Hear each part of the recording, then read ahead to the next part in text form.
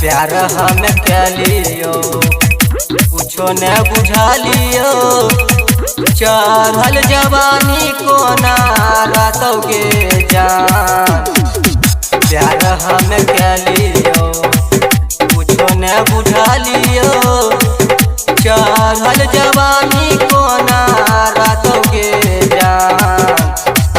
रही रही याद आबै छो हमारा कोना के हमें जीवोगे जान जान गई। रही रही याद आबै छो हमारा कोना के हमें जीवोगे जान। Music by DJ Umesh Shukipur Bazar. करते फोन भौजी घर से बोललक भैया से कह के भौजी हमरा पिटवेलक करते फोन भौजी घर से बोललक भैया से कह के भौजी हमरा पिटवेलक। कौन कसूर गे चल गली दूर गे चढ़ल जवानी कोना रातोगे जान।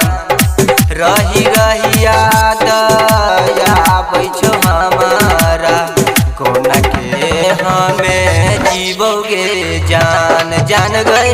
रही रही याद आबै छो हमारा कोना के हमें जीवोगे जान। Music by DJ Umesh Shukipur Bazar. हाल हम के लियो कोई ने सुनाला को मम्मा से कह के मानी घर एलो मम्मा से कह के मानी हाल हम के लियो कोई ने सुनाला को मम्मा से कह के मामी घर एलो।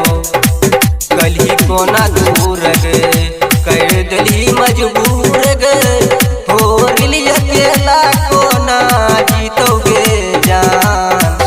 रही रही याद आबै छो हमारा कोना के हमें जीवोगे जान जान गए।